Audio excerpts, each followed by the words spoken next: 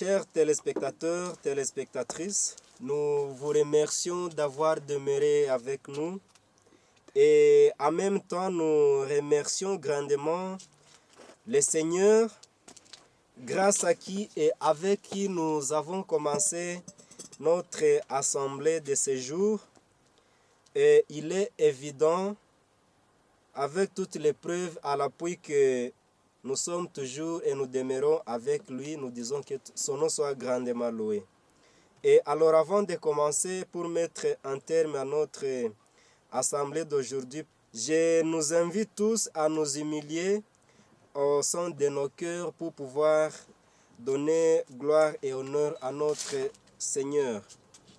Éternel Dieu Tout-Puissant, nous te rendons gloire et tous les honneurs du monde parce que tu as été avec nous et tu le mérites. Tu nous as protégés, tu as protégé chacun de nous, nous qui sommes ici et ceux qui nous voient à travers le monde, à travers quatre coins de la terre. Nous sommes encore vivants, c'est grâce à toi, nous disons que ton nom soit grandement glorifié. Nous sommes des pécheurs devant toi. Nous te demandons de nous pardonner, de souiller nos noms qui sont souillés par beaucoup de choses. Nous avons péché contre toi à travers 1001 voies, mais nous te demandons toutefois de pouvoir nous pardonner, nous purifier, afin que nos noms continuent à demeurer dans le livre de vie. La parole que nous allons voir à travers les Saintes Écritures, avec toutes celles qui sont passées devant nous, te demandons que tu puisses les enraciner au sein de nos cœurs, qu'elles continuent à nous préparer pour la seconde venue de Jésus-Christ, afin que lorsqu'il réapparaîtra, que nous puissions l'hériter et les rencontrer dans les nuées et hériter avec lui dans le royaume éternel. Continue à nous bénir aujourd'hui et à jamais. Nous prions ainsi au nom de Jésus-Christ. Amen. Merci de continuer à nous voir et à demeurer avec nous et à ne pas nous délaisser. Nous allons aborder un thème que nous pouvons intituler « Le secret pour pouvoir mener une vie pacifique et jouir du bonheur au sein de la société tous les jours de notre vie ». Je me répète, nous allons découvrir les secrets, je dis bien les secrets, pour mener une vie pacifique, ainsi que jouir du bonheur au sein de la société. Et on peut commencer avec le livre des psaumes, le 34e chapitre au verset 13, là que les psalmistes s'étaient demandé ce qu'un homme qui aime la vie et qui désire la prolonger pour jouir du bonheur, ce que cet homme peut faire. En d'autres termes, si nous pouvons nous le demander, ou bien si moi-même je peux me le demander, qu'est-ce que je peux faire pour que je puisse avoir la vie? Et comme je désire la prolonger et jouir du bonheur, qu'est-ce que je peux faire? Quelles sont les conditions que je dois remplir à cette fin? Quelles sont les étapes que je dois remplir pour arriver à cette fin? Et c'était une question qu'il s'était demandé, Psaume 34, verset 13.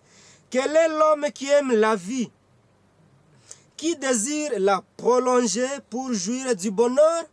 C'est une question.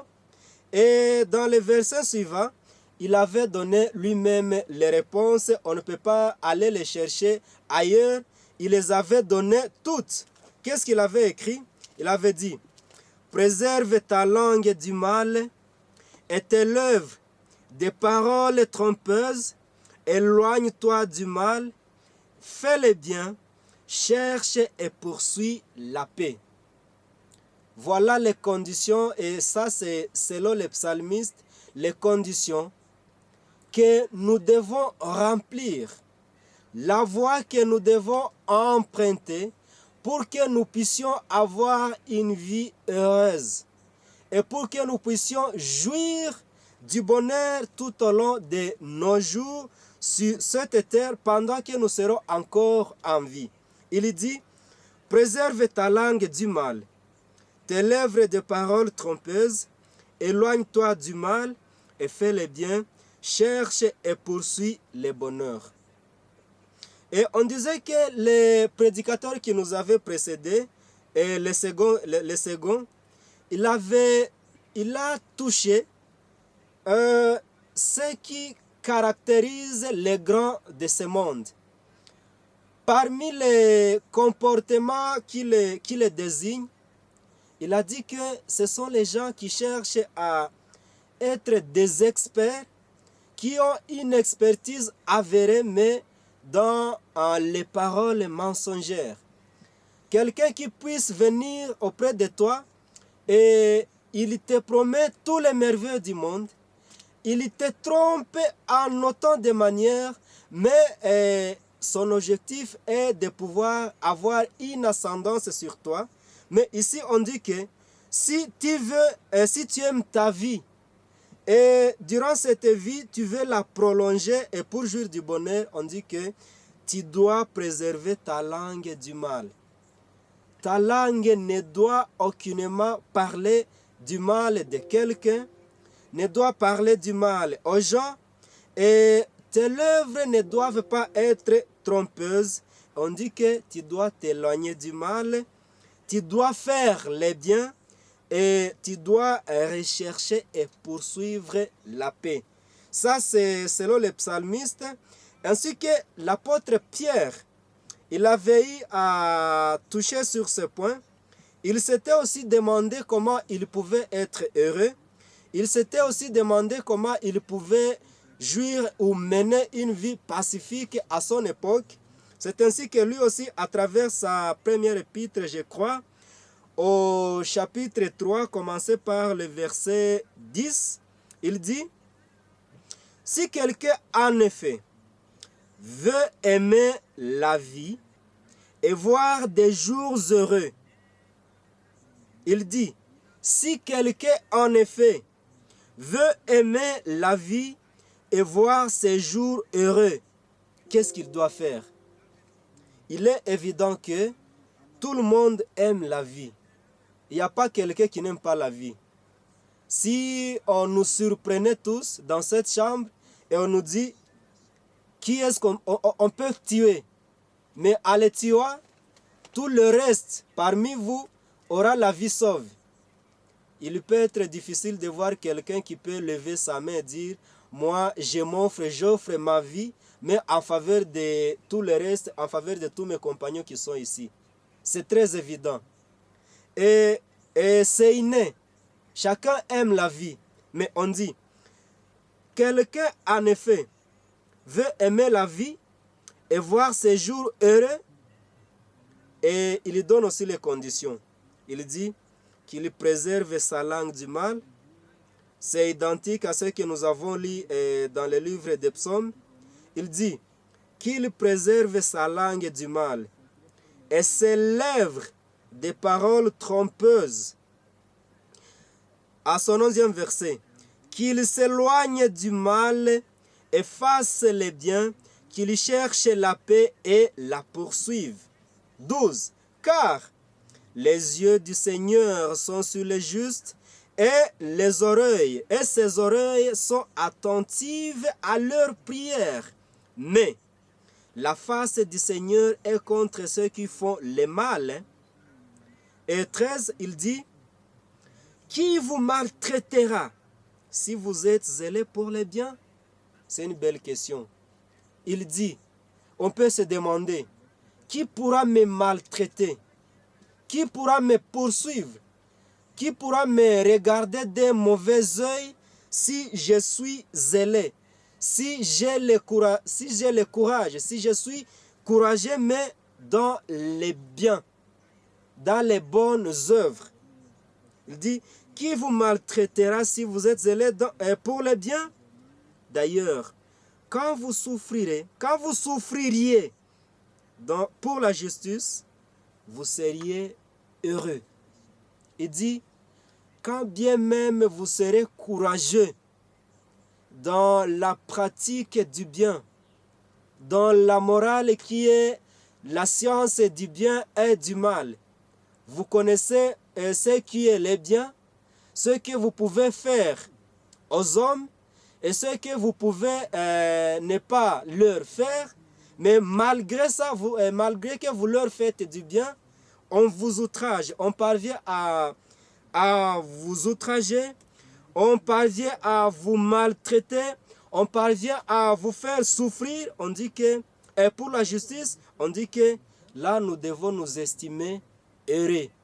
Mais par-dessus tout, on dit que si nous voulons aimer notre vie, et si nous voulons avoir des jours heureux, il nous est conseillé de pouvoir préserver nos langues du mal, nos lèvres des paroles trompeuses, de nous éloigner du mal et faire le bien, ainsi que chercher la paix, ainsi que la poursuivre. Car les yeux de l'Éternel sont sur les justes, et les oreilles, on dit qu'elles sont toutefois attentives à notre prière, mais à condition que nous puissions faire chaque fois du bien, mais sans nous lasser.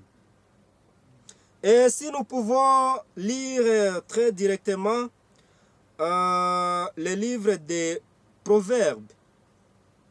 Le livre des Proverbes, le 28e chapitre, on dit que les méchants prennent la fuite sans qu'on les poursuive, mais le juste a de l'assurance comme un jeune lion. Ici, il a dit que les gens-là qui ne veulent pas remplir toutes ces conditions pour qu'ils puissent mener une vie pacifique et jouir du bonheur, on dit que partout où ils ont tendance à fuir, malgré qu'il n'y ait personne qui puisse les poursuivre. C'est comme quelqu'un, il peut quitter un quartier, étant un voleur. Il quitte, il déménage d'un quartier X et vers un quartier Y.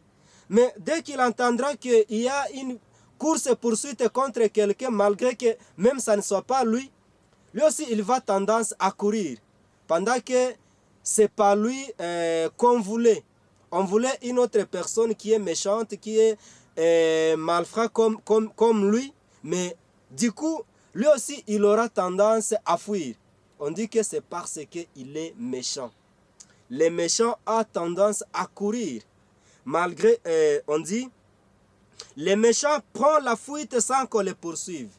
Mais contrairement à ça, on dit que les justes, c'est celui qui pratique la justice. C'est celui qui fait les biens. C'est celui qui connaît comment faire du bien envers les autres. C'est celui qui connaît que ce qu'il veut que les gens fassent pour lui, il connaît aussi les faire aux autres. On dit que la personne de ce genre, elle a de l'assurance comme un jeune lion. De la même manière que les lions se promènent dans la forêt sans aucune crainte, puisqu'il connaît que c'est lui qui est le roi de la forêt. Le lion connaît qu'il n'y a aucune autre bête qui pourra avoir le courage de l'affronter. C'est ainsi qu'il marche avec une pleine assurance au sein de la forêt. De cette même manière, on dit que le juste a de l'assurance comme un jeune lion. Et on dit que pour même avoir la paix, nous devons nous attacher à Dieu. Là, c'est dans le livre de Job, le 22e chapitre, verset 21, on dit que « Attache-toi donc à Dieu et tu auras la paix, tu jouiras ainsi du bonheur. » On dit que si nous voulons avoir la paix, si nous voulons jouir du bonheur, nous devons nous attacher à Dieu. Là, c'est Job qui l'avait dit.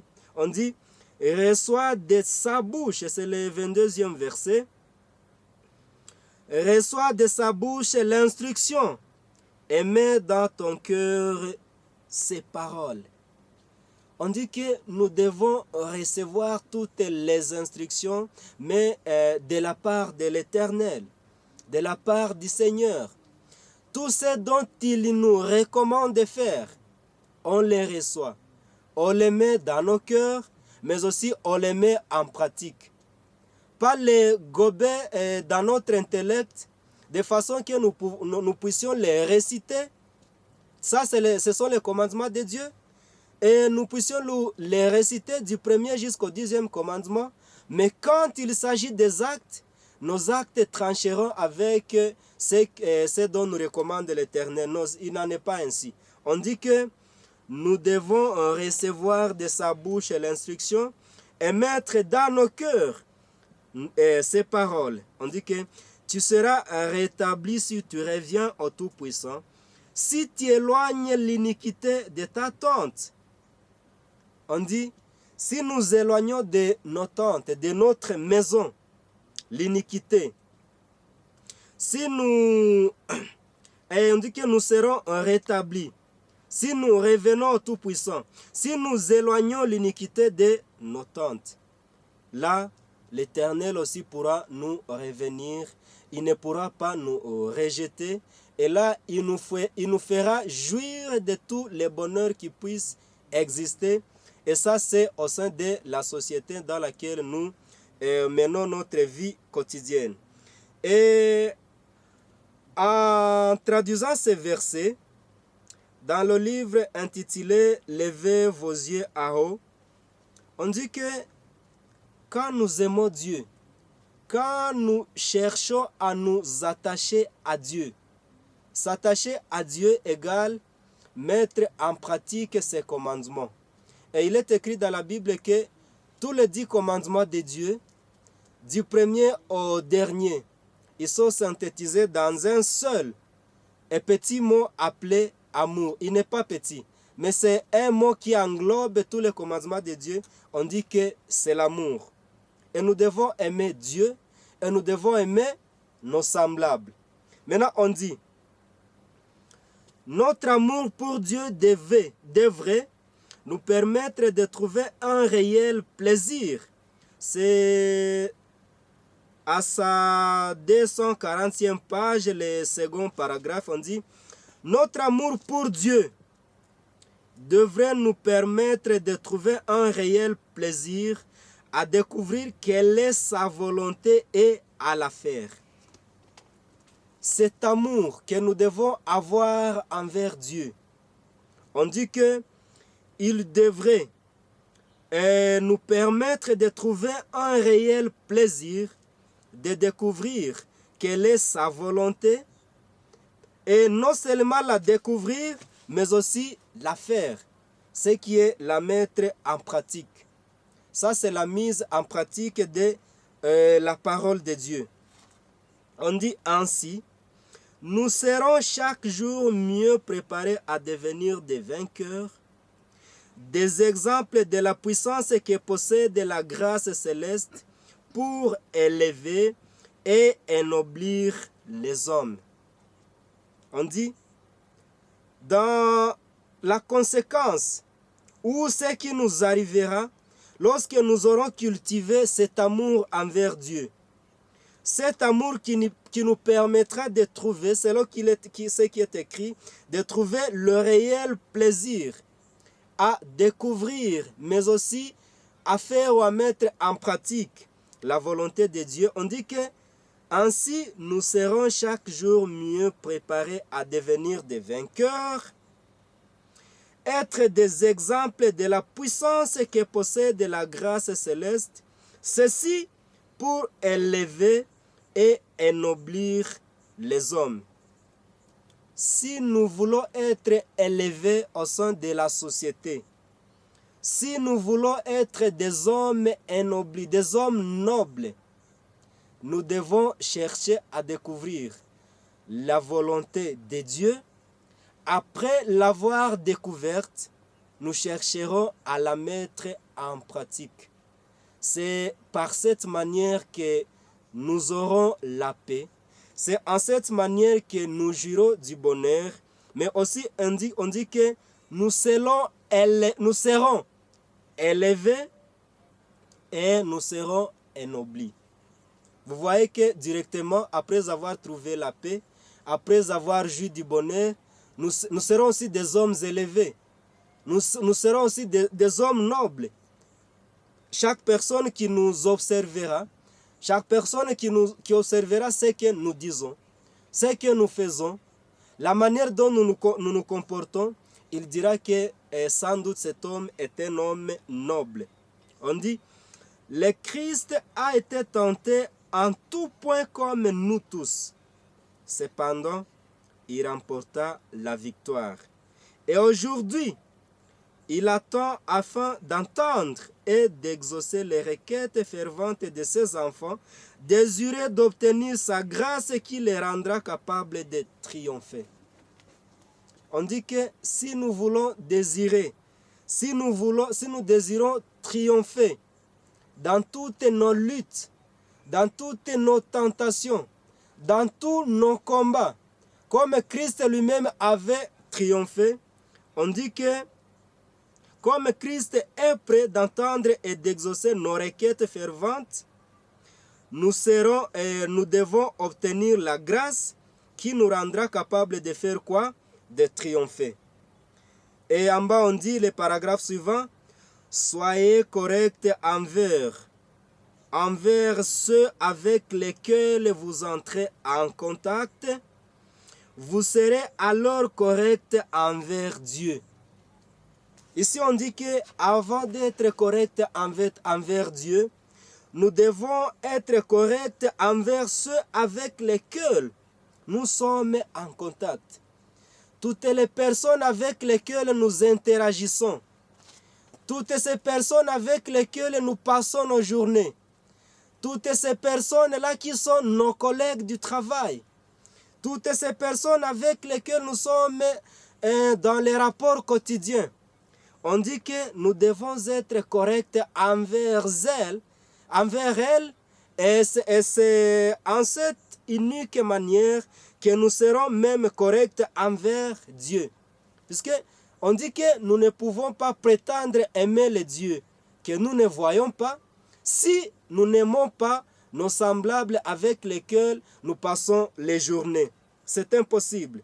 On dit, louez-le pour sa bonté, vous serez ainsi ses témoins et vous vous préparerez pour vivre en compagnie des anges. Vous apprenez ici-bas la façon dont vous conduire dans la famille du Christ au ciel. La façon, la manière dont nous vivrons dans la famille du Christ au ciel, nous devons l'apprendre. Nous devons nous y exercer pendant cette vie que nous vivons ici-bas. On ne peut pas prétendre que nous devons vivre n'importe comment, à n'importe quelle manière, et être renouvelés le jour où Christ pourra revenir pour que nous puissions vivre avec lui au ciel. Non. Cette vie que nous menons ici-bas, ici sur terre, c'est cette vie qui nous prépare de comment nous pourrons vivre avec la famille du Christ, là au ciel. Ça, c'est la parole de Dieu. C'est ainsi que, pour nous préparer de vivre dans la famille de Christ au ciel, nous devons commencer à nous y préparer étant dans cette vie ici, sur terre. Et c'est ainsi que nous pourrons jouir du bonheur qui a été promis à ceux qui pourront mettre la parole de Dieu en pratique. Pour finir, il y a de très bons passages qui cadrent avec notre thème de cet instant, lesquelles paroles on nous les a lues. C'était dans le livre des tragédies de siècle, son 36e chapitre, le chapitre intitulé « L'imminence de la lutte ». Ici, on met une corrélation, on établit une corrélation entre les commandements de Dieu ainsi que la manière dont nous devons nous comporter. Et comme nous avons dit que c'était le secret, et pour avoir une vie heureuse, une vie pacifique. Et on dit que parce que le décalogue interdit les pratiques déshonnêtes, la convoitise du bien d'autrui, les mensonges et la fraude, on ne craint pas de les fouler aux pieds sous prétexte qu'il entrave la prospérité matérielle. Mais les conséquences de sa suppression seraient plus redoutables qu'on ne les suppose. On dit que les conséquences de la suppression du décalogue, les conséquences de la suppression des 10 commandements de Dieu, on dit qu'ils peuvent être plus redoutables. En d'autres manières, ils peuvent être plus fâcheuses, plus que même nous ne puissions les supposer. Parce qu'on dit que rien ne serait en sûreté si on parvient à supprimer les 10 commandements de Dieu. Pourquoi? Parce que même toutes les lois du monde, toutes les lois pénales, elles se sont inspirées des 10 commandements de Dieu. C'est lui qui avait écrit la première loi pénale, les premiers codes pénals. Il avait commencé par lire les décalogues, ou en d'autres termes, les 10 commandements de Dieu. C'est ainsi, il avait dit qu'il était prohibé de voler. Lui aussi, il avait interdit de voler. Il avait dit qu'il était prohibé de faire de la débauche. Lui aussi, il avait interdit aux citoyens de son pays de pouvoir de faire quoi? De faire les débauches. On dit, on dépouillerait son prochain. Et pourquoi? Si on parvenait à supprimer les décalogues ou les 10 commandements de Dieu. On dit la conséquence serait qu'on dépouillerait son prochain. Et les plus forts seraient les plus riches. Et la vie elle-même ne serait plus respectée. On dit que dans la société, si on parvient à supprimer les commandements de Dieu, et aussi on parvient à convaincre les hommes à ne plus mettre en pratique les commandements de Dieu, on dit que la vie même ne peut pas être respectée. La sacralité de la vie de tout un chacun ne peut plus être prônée. On dit, les vœux sacrés du mariage ne protégeraient plus la famille. Si on parvenait à convaincre les hommes, si on parvenait à supprimer les commandements de Dieu, on dit que même tous ceux qui se promettent les mariés avant de conclure leur mariage, tous ces vœux, toutes ces promesses passeraient inaperçus. Parce qu'ils violeraient tous le 7e commandement qui leur interdirait de faire quoi? De faire de la débauche. Celui qui en aurait le pouvoir enlèverait, si tel était son bon plaisir, la femme de son prochain. Le 5e commandement subirait le même sort que le 4e, et les enfants n'hésiteraient pas à attenter au jour de leurs parents, si ces crimes leur permettraient de réaliser leurs désirs pervertis. Le monde civilisé serait changé en une horde de voleurs et d'assassins. La paix, le repos, le bonheur seraient bannis de la terre. Si tout un chacun, ou si Satan triompherait ou arrivait à son dessein, de pouvoir convaincre les hommes de ne plus mettre la parole de Dieu en pratique, autrement dit, ces commandements, ainsi on dit que il ne peut plus y avoir du bonheur, il ne peut plus y avoir la paix, il ne peut plus y avoir le repos. Toutes ces trois choses, on dit qu'elles peuvent être bannies de la terre. Pourquoi? On dit qu'un enfant qui serait désireux ou qui convoiterait même les biens de ses parents, pendant que ses parents sont même encore en vie, on dit qu'il ne peut même pas hésiter à attenter à la vie de ses parents. Tout ça parce que il peut, donc ça peut être même l'ignorance, donc là il n'obéit plus à ses parents. En deuxième lieu, il n'aura pas le courage. Donc, il ne mettra plus en pratique les préceptes de Dieu qui nous interdit même de faire quoi? De tuer. Et là, on dit qu'il n'hésitera même pas d'attenter ou de mettre fin à la vie de ses parents. Comme tout le monde désire la paix, comme tout le monde désire le repos, et comme tout le monde désire le bonheur, comme il est écrit ici, il nous est conseillé tous de faire quoi comme on a lu. Et c'est là même qu'on va finir. Et dans les versets par lesquels on a commencé, il nous est conseillé de faire quoi? Il nous est conseillé de préserver notre langue du mal. il nous est conseillé de préserver nos lèvres des paroles trompeuses. Il nous est conseillé de nous éloigner du mal. Il nous est conseillé de faire le bien. Il nous est conseillé de chercher, rechercher même, ainsi que poursuivre la paix.